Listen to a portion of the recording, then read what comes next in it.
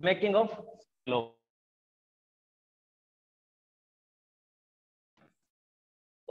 बात कुछ ऐसी है यार, ये बड़े परेशान करने वाले। हाँ गॉट इट।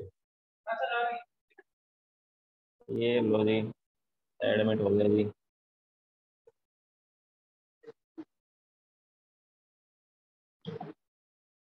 तो इसमें क्या रहेगा कि पूरा का पूरा वर्ल्ड पढ़ना है जी, कैसे हमें सब कुछ, इकोनॉमी हमारी कैसे ट्रेंड किया करती थी, किस टाइप से इकोनॉमी चली थी। तो देखो, इकोनॉमी स्प्रेड होने के क्या क्या ऑप्शन हो सकते हैं हमारे पास।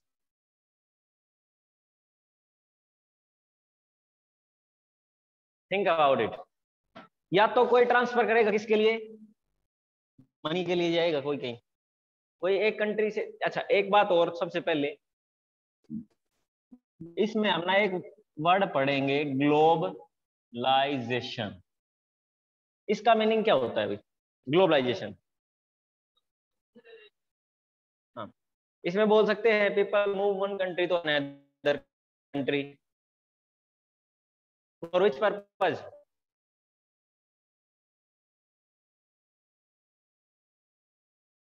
सुनो, जा सकते हैं, फूड के लिए जा सकते हैं, सिक्योरिटी पर्पज से जा सकते हैं। अभी ये सिक्योरिटी पर्पज नई टर्म आई है सामने।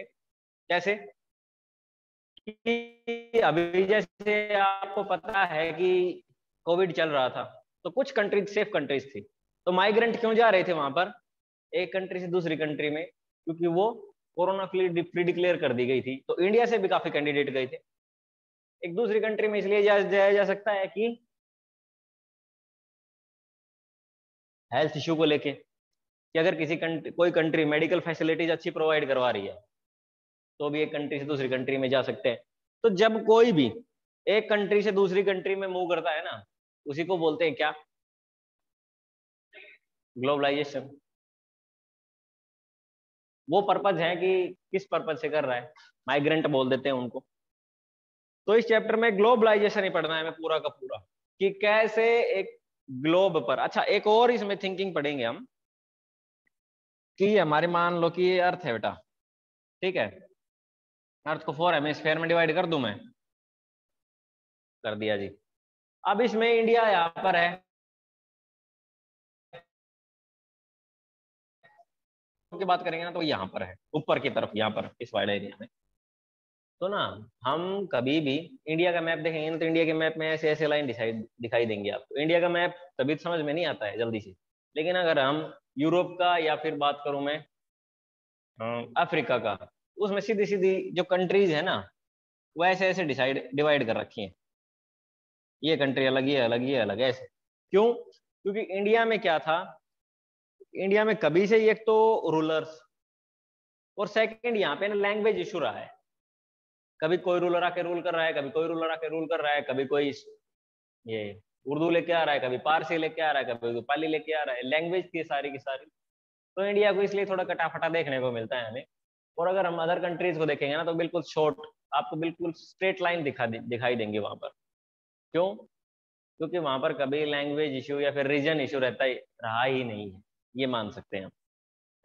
तो अब शुरू करते हैं हम, the pre modern world. Pre modern, modern world का मीनिंग समझ गए?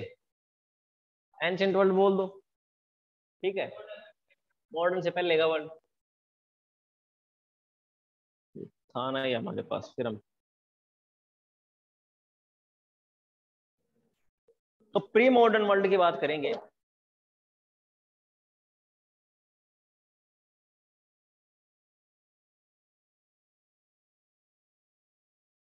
तो प्री मॉडर्न वर्ल्ड में हमें क्या देखने को मिलता है,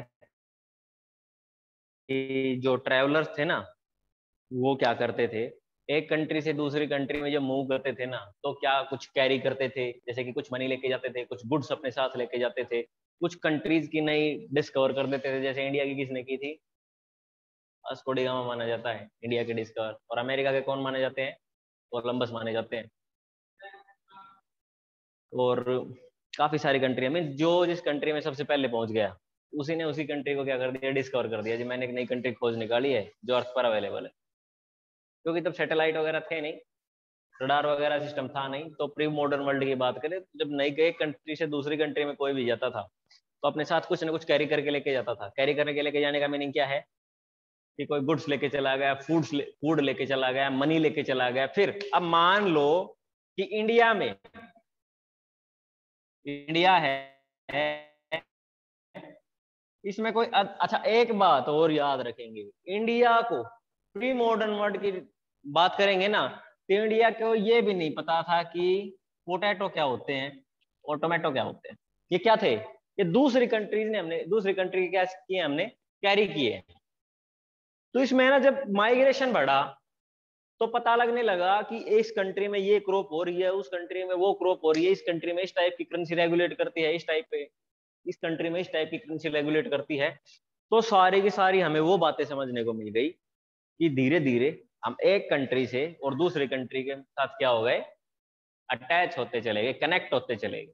और कनेक्ट होने से बेनिफिट्स क्या होते हैं कि हमें सारे की सारी जो हमें इकोनॉमी की स्ट्रॉन्ग करेंगे वो सारे के सारे थिंग्स पता लगेंगे। लेकिन इसका अगर मैं एक बड़ा डिसएडवांटेज बात करूं तो बड़ा डिसएडवांटेज क्या मानेंगे बेटा आप? अगर मैं डिसएडवांटेज करूं तो सोचो कि माइग्रेशन का एडवांटेज तो ये है कि ठीक है पैसे आ रहे हैं, पैसे कमा रहे हैं पब्लिक सारी, लेकिन इसका एक बड़ा डिसएडवांटेज क्या है? तो देखो डिसएडवांटेज अभी अभी तो गया है, डिसएडवांटेज नहीं पता आपको? ये ग्लोबल कोविड गया है।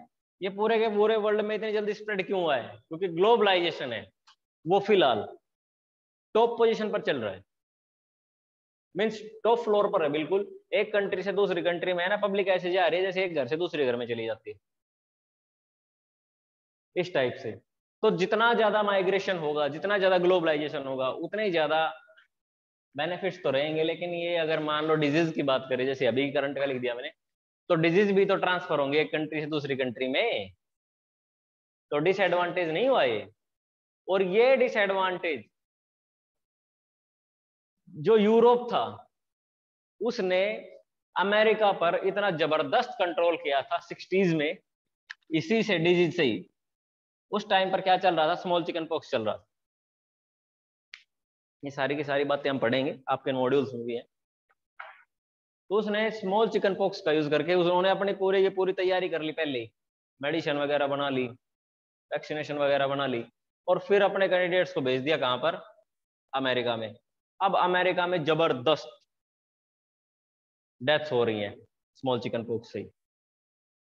अब डेथ हो रही है तो अमेरिका बेचारा घबराएगा ही, और अमेरिका घबराएगा तो उसकी इकोनॉमी क्या होगी? डाउनवर्ड डायरेक्शन में फ्लो करेगी। और जब डाउनवर्ड डायरेक्शन में फ्लो करेगी तो यूरोप को डायरेक्ट बेनिफिट मिलेंगे। कैसे मिलेंगे? क्योंकि जो अमेरिका के पास डिमांड जा रही थी वर्ल्ड की, वो किसके पास आएंगी घूम के? यूरोप के पास आएंगी। ठीक है। और एक और बात याद रखेंगे कि हम अगर 1960s की ही बात करें, 60s से पहले की, 40s की कर लो, तो इंडिया और चाइना वर्ल्ड में ऑलमोस्ट टॉप पोजीशन पे रहा करते थे, richest country in the world. 40s की बात करेंगे तो 40th सेंचुरी की इंडिया ऑलमोस्ट टॉप था वर्ल्ड में। तो अब शुरू करते हैं चैप्टर को। हमने ये थे इसके बेसिक्स कि हमने क्या क्या पढ़ना है इसमें, और इस चैप्टर को शुरू करके और कल इसको खत्म कर देंगे। आज तो नहीं हो पाएगा, थोड़ा सा लेंथी चैप्टर है। तो प्री मॉडर्न वर्ल्ड की बात करेंगे तो सबसे पहले हमें पढ़ना पड़ेगा इसमें भाई सिल्क रूट।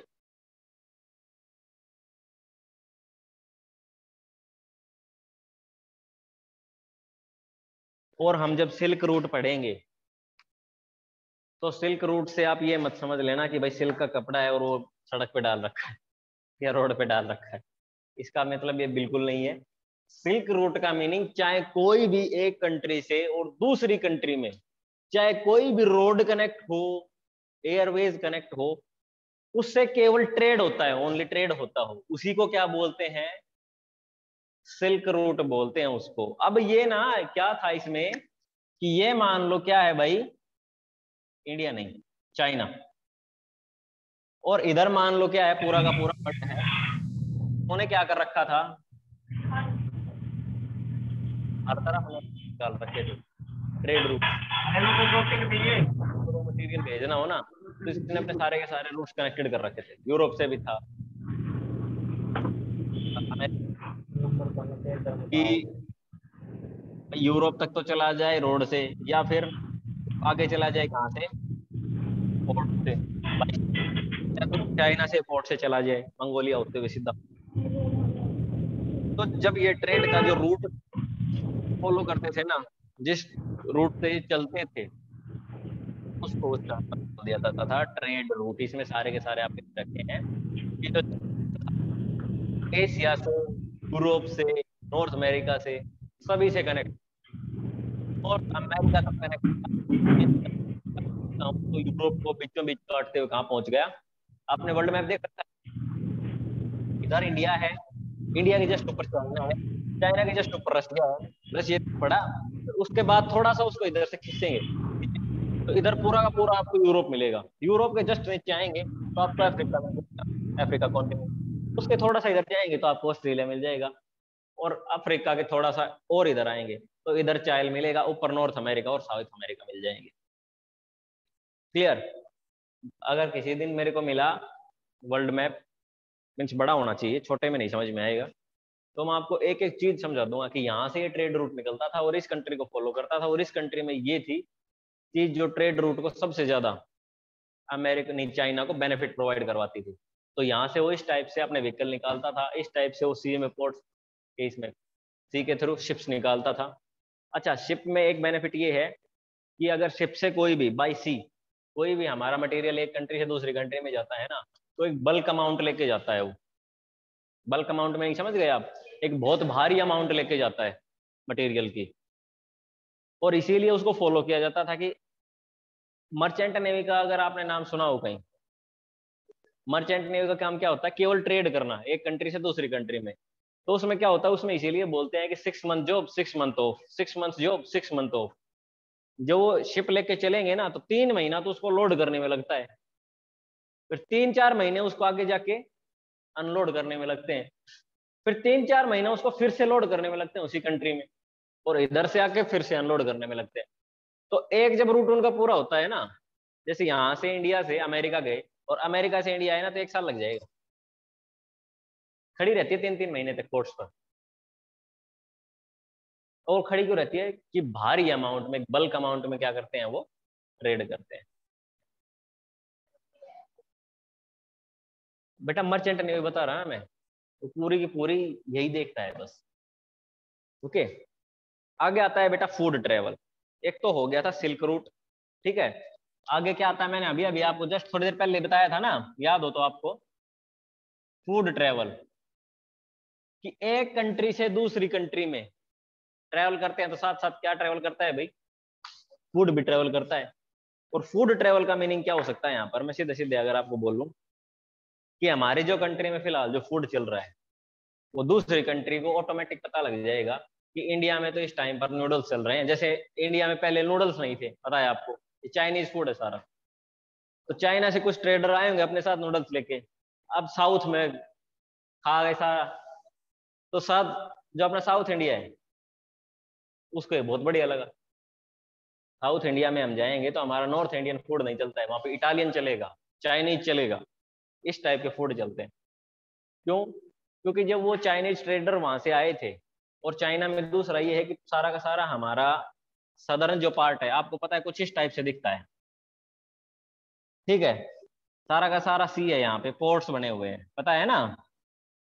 तो सीधी सी बात है, यहाँ पर फॉरेनर्स ही आएंगे। अच्छा, फॉरेनर्स को तो अपने साथ लेके आएंगे, तो हमारा साउथ इंडिया उन्हें पसंद भी करेगा, और पसंद करेगा इसीलिए हम देखते हैं कि वैरायटी ऑफ फूड साउथ में बहुत ही ज्यादा है, अगर हम नॉर्थ इंडिया से कंपेयर करें तो। ठीक है, नॉर्थ इंडिया में ढूंढने पड़ते हैं कि चाइनीज फूड शॉप कहाँ पर है, इटालियन फूड शॉप कहाँ पर है, लेकिन वहां पर ऐसा कुछ नहीं है, वहां पर इजीली अवेलेबल हो जाती है।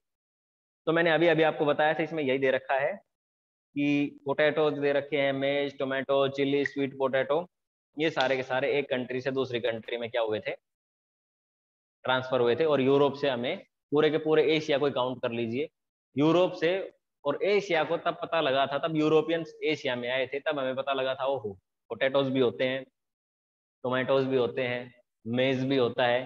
तब वो एक क्रॉप हमने धीरे धीरे शुरू की, और आज देख लो क्या है, आपके सामने ही है जो भी कुछ है। दूसरा मैं आपको बता चुका हूँ डिजीज, डिजीज के बारे में मैंने बताया आपको।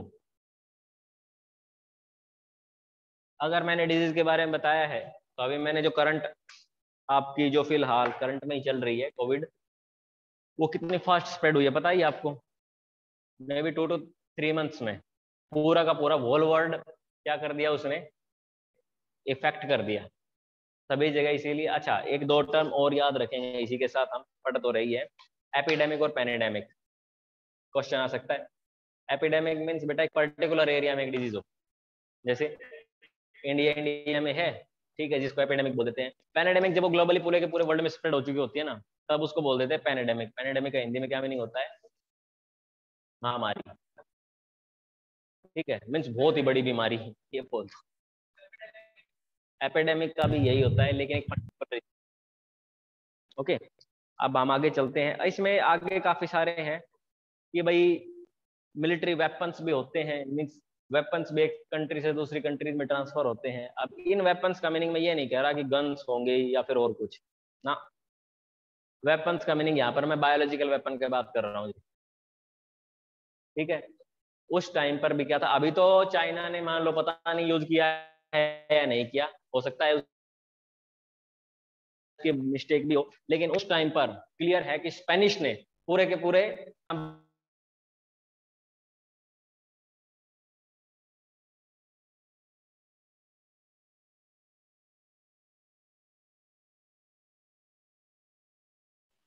सर आपका माइक बंद है।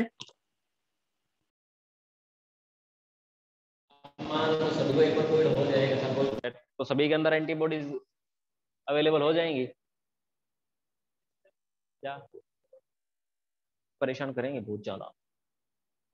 अच्छा जी, राव साहब का है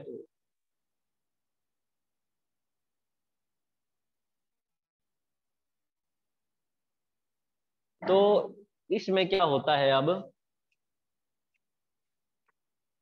कि वेपन्स आप गन वगैरह ना समझ के क्या समझेंगे, डिजीज जो वायरस वगैरह का यूज करते हैं, उस टाइम पे कॉन्कर वेपन्स का यूज किया जाता था और ट्रांसफर कर दिए जाते थे। अब इसको ना थोड़ा सा एक बायोलॉजी का पार्ट है ये, इसको बायोलॉजिकल वेपन बोल रहे हैं हम। तो आपको पता है वायरस के अंदर ना दो टाइप की प्रॉपर्टी होती है। वायरस के अंदर एक अच्छी प्रॉपर्टी होती है और एक जो हमारी एनिमी है वो प्रॉपर्टी होती है। तो जैसे वायरस हमारी बॉडी के अंदर जाता है ना, तो उसको बोलते हैं प्रोटीन, जो अच्छी प्रॉपर्टी होती है। वो प्रोटीन हमारी सेल के साथ कनेक्ट होके और बोलता है कि मैं अच्छा हूँ, और फिर अपना जो पीछे की प्रॉपर्टी है ना वो निकालना शुरू करता है, मीन्स हमें इफेक्ट करना शुरू करता है। तो हमारी बॉडी क्या करती है, उसके अगेंस्ट एंटीबॉडीज तैयार करनी शुरू कर देती है तुरंत।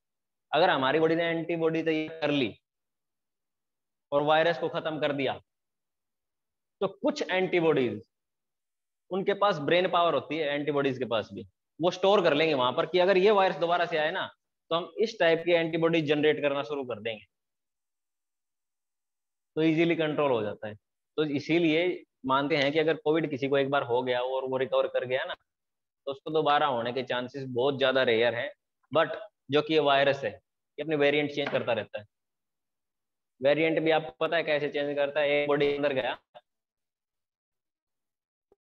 उसको प्रोटीन मिला अलग से हमारी सांस से, वो रिकवर तो हो गया, वो कैंडिडेट जिसको हुआ था वो रिकवर तो हो गया, लेकिन उसके थ्रू जो स्प्रेड हुआ है ना वो एक न्यू वेरिएंट स्प्रेड हुआ है।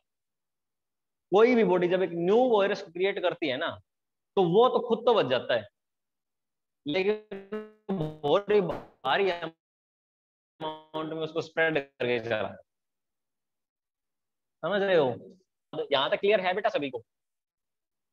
और अगर मान लो बेटा सभी को क्लियर ना हो तो आप मेरे पास व्हाट्सएप पर मैसेज डाल सकते हैं, आंसर कर दूंगा मैं। आगे आता है आपका 19th सेंचुरी की बात करते हैं।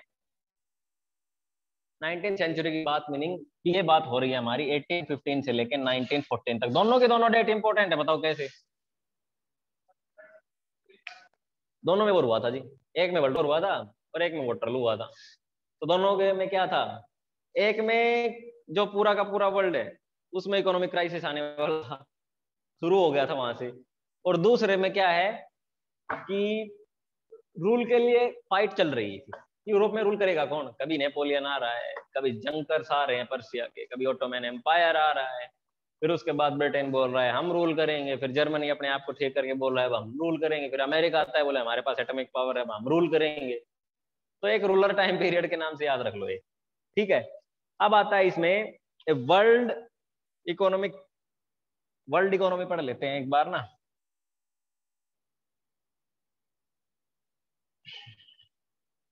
और जब वर्ल्ड इकोनॉमी की बेटा मैं बात करूंगा तो सीधी सीधी बात करेंगे, जब कोई कंट्री सेल्फ सफिशिएंट हो जाए। सेल्फ सफिशिएंट का मीनिंग समझते हो?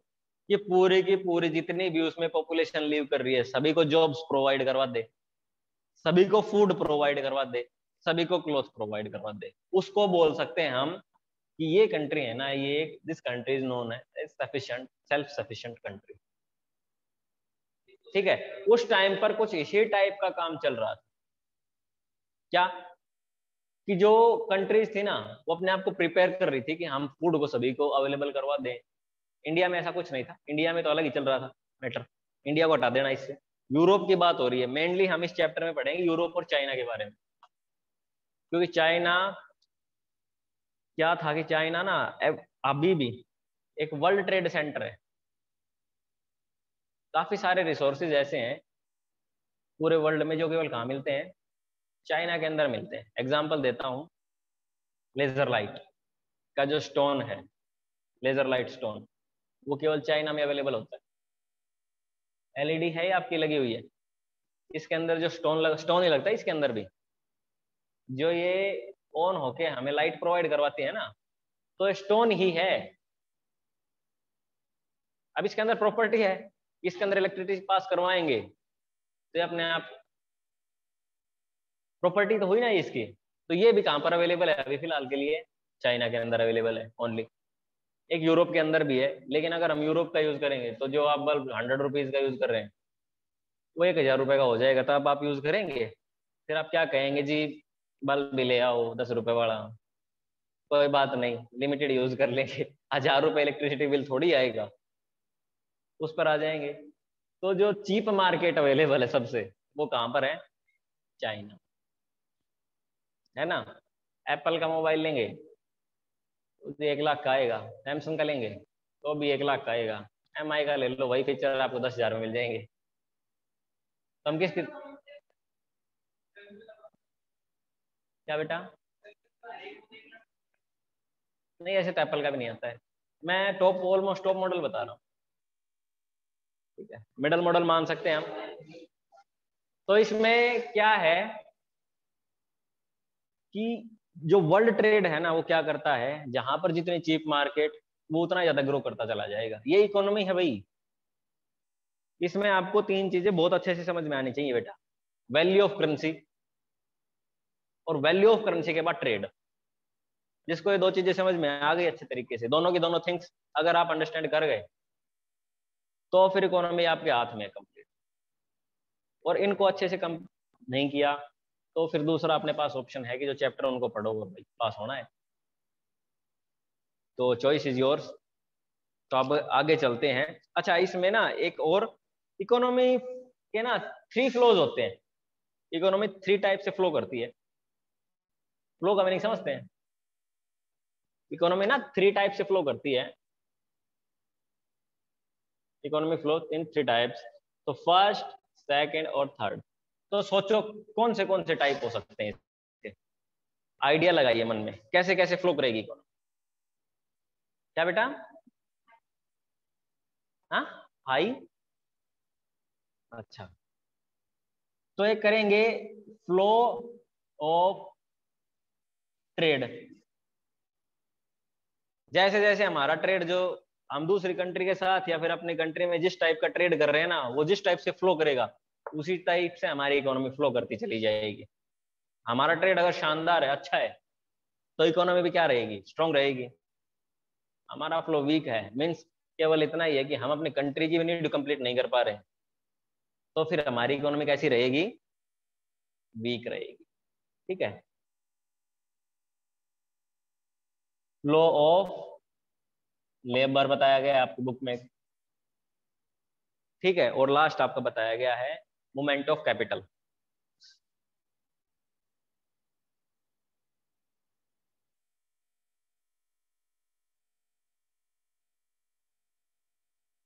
जब मूवमेंट ऑफ कैपिटल की बात करूंगा या फिर मैं लेबर की बात करूंगा, तो जिस टाइप से हमें वहां पर लेबर अवेलेबल होगी, जैसे मान लीजिए सपोज दैट कि इंडिया है ना, एक बहुत ही छोटी सी कंट्री है, ठीक है, लेकिन हमारे यहाँ पर रिसोर्सेज बहुत ज्यादा अवेलेबल है और हम प्रोडक्शन पे प्रोडक्शन किए जा रहे हैं, प्रोडक्शन पे प्रोडक्शन किए जा रहे हैं।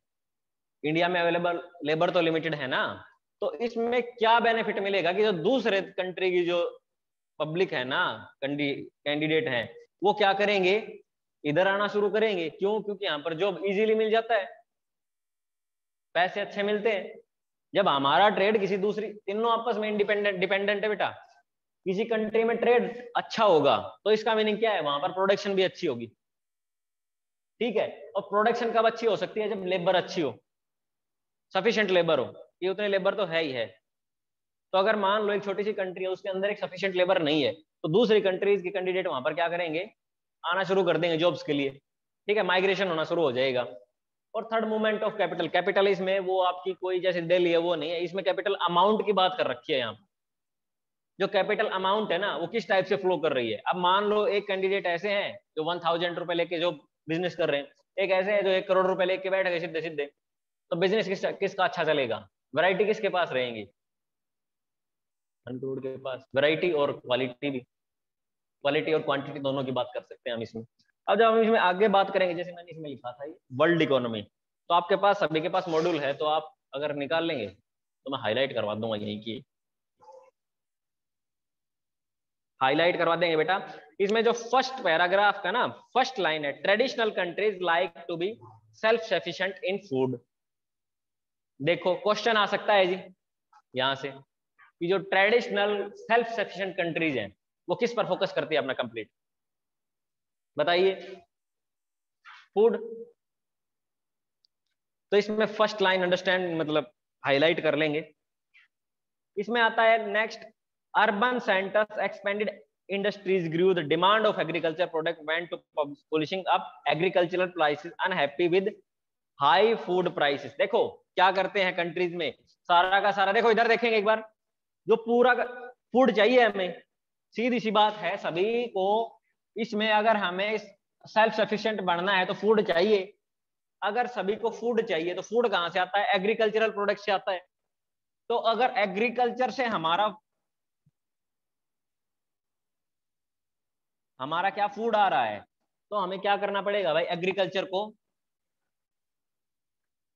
एग्रीकल्चर में हमें क्या करना पड़ेगा, इंप्रूव करना पड़ेगा कुछ ना कुछ, ठीक है। या तो उसकी प्रोडक्शन बढ़ाई जाए, हाइब्रिड सीड्स का यूज किया जाए, जो भी हमारे पास मेथड्स हैं। तो इसमें क्यों करते हैं हम एग्रीकल्चर में ग्रोथ, ताकि फूड के जो प्राइसेस है ना वो क्या रहे, रेयर रहे या रीजनेबल रहे, ठीक है। जो फूड के प्राइसेस है वो क्या रहे, रीजनेबल रहे बस केवल। इसीलिए कंट्री में ना जो एग्रीकल्चरल प्रोडक्ट है उस पर खासकर फोकस किया जाता है, ताकि सारे के सारी कंट्री को ना जो फूड है वो एक्चुअल में रीजनल प्राइसेस पर अवेलेबल हो जाए, बस। क्लियर? अब इसको ना मैं कनेक्ट कर सकता हूँ पूरी की पूरी, आपका एग्रीकल्चर वाला टॉपिक सामने आ सकता है। कैसे कि गवर्नमेंट क्यों एमएसपी डिक्लेयर करती है एग्रीकल्चर प्रोडक्ट में, यहां से शुरू कर दो और बहुत लंबा चैप्टर जाएगा, फिर पढ़ते रहो इसको। नहीं करेंगे तो प्राइवेट कंपनी जाएंगी, उसको हाई प्राइसेस में परचेज कर लेंगे, और वो हाई प्राइसेस में परचेज करेंगी तो और ज्यादा हाई प्राइसेस में उसको क्या करेंगी, सेल करेंगी। जब हाई प्राइसेस में परचेज कर लिया, हाई प्राइसेस में सेल करेंगी, तो जो बेचारे वो बैठे हुए हैं कौन, अनंत योजना योजना वाले, बीपीएल कार्ड वाले, उनका क्या होगा। इसीलिए गवर्नमेंट जो है वो एमएसपी डिसाइड करती है कि जो फूड के जो प्राइसेस है ना वो एवरी टाइम आपके रीजनेबल रहें। क्लियर? अब इसमें एक दे रखा है कि ना ब्रिटेन में क्या हुआ था भाई, ब्रिटेन में एक सिचुएशन हुई कि ब्रिटेन में अच्छी खासी जो काम चल रहा था। अच्छा, ब्रिटेन और आयरलैंड दो पढ़ा देते हैं आपको, इसमें दोनों से आपको ना ये बिल्कुल क्लियर हो जाएगा, केवल 5 ही मिनट के चैप्टर हैं। एक तो ब्रिटेन बताया है और एक मैंने आयरलैंड बताया है, ठीक है। एक तरफ अमेरिका रख लो, यूएस से। ब्रिटेन में क्या हुआ जी, बहुत बढ़िया चल रहा था सब कुछ, सभी के पास फूड था। अब सभी के पास फूड इजीली अवेलेबल हो जाएगा, सभी के पास, मान लो अपने पास, सभी के पास आराम से फूड अवेलेबल हो जाए, तो हम काम करेंगे ज्यादा? क्यों करेंगे? आराम से लो प्राइसेस में फूड मिल रहा है, जहाँ पे 8 घंटे काम करना चाहिए हम आधे घंटे करेंगे, बस फिर सोएंगे, सेहत बढ़ाएंगे, अपने पूरी लाइफ बढ़ाएंगे, सीधी सी बात है, बढ़ाएंगे। तो ब्रिटेन में क्या हुआ, सारी की सारी जो पब्लिक थी ना पूरी ब्रिटेन की, वो ऐसे हो गई सुस्त, बिल्कुल जैसे सांप रहता है ना एक जगह लेटा गया उधर ही लेटा रहता, ऐसे हो गया बिल्कुल। जब तक उसको कोई टच नहीं करेगा ना, तब तक वो हिलेगा नहीं। तो ब्रिटेन गवर्नमेंट ने क्या किया, इनको टच किया। और टच कैसे किया, उसको टच कैसे किया कि जो फूड के प्राइसेस थे ना वो क्या कर दिए, अपर डायरेक्शन में मूव करवा दिए। अब जब फूड के प्राइसेस बढ़ेंगे तो काम करना पड़ेगा, क्योंकि फूड तो अवेलेबल है नहीं, ठीक है। अब अमेरिका यहाँ पर वेट कर रहा था इस चीज का, जैसे फूड प्राइसेस हाई हुए ना, अमेरिका ने ट्रांसपोर्ट शुरू कर दिया जी, एक्सपोर्ट करना शुरू कर दिया। हाँ, लो जी हमसे लो फूड, आप हम देंगे आपको फूड, ठीक है। और आयरलैंड तो इतना ज्यादा डिपेंडेंट हो गया था पोटैटो पे, इतना ज्यादा डिपेंडेंट हो गया था कि ना एक बार क्या हुआ कि जो पोटैटो की जो क्रॉप है ना, वो पूरी की पूरी खराब हो गई थी नेचर इश्यू से। तो इसमें ना बहुत सारी पब्लिक की डेथ हो गई थी, पोटैटो नहीं मिला तो, इतना भारी डिपेंडेंट हो गए। अब ये पता नहीं, लेकिन इतनी भारी डिपेंडेंट हो गए थे कि बहुत सारी पब्लिक की डेथ हो गई थी। इसको पोटैटो क्राइसिस बोल देते हैं टर्म में, ठीक है। तो अब हम अगर आगे बात करें तो इसमें क्या है कि ना 3 टर्म्स पढ़ लेंगे इसमें हम, एक तो इकोलॉजिकल और एक टेक्नोलॉजिकल। तो भाई टेक्नोलॉजिकल की बात करते हैं हम, तो इकोलॉजिकल तो हम सीधा सीधा समझेंगे कि जो हमारी इकोनॉमी को हम स्ट्रॉन्ग करने के लिए ट्राई करते हैं ना, चाहे वो कोई भी मेथड हो, तो हम इकोलॉजिकल मेथड बोलते हैं। और टेक्नोलॉजी मीन्स जिसमें हम कोई भी अपनी टेक्निक अंदर डालने के लिए ट्राई करते हैं कंट्री में। जैसे कि मान लो हम इंडस्ट्रीज लगा रहे हैं, न्यू प्रोडक्ट को मैन्युफैक्चर कर रहे हैं। सपोज डेट कि अभी करंट की अगर हम आपको बात बताएं तो BMW ने एक फ्लाइंग कार लॉन्च की है। हाँ, तो BMW के पास क्या है, ये उनकी टेक्नोलॉजी ही तो हुई कि भाई उनके पास इतनी टेक्नोलॉजी थी कि उन्होंने क्या लॉन्च कर दिया,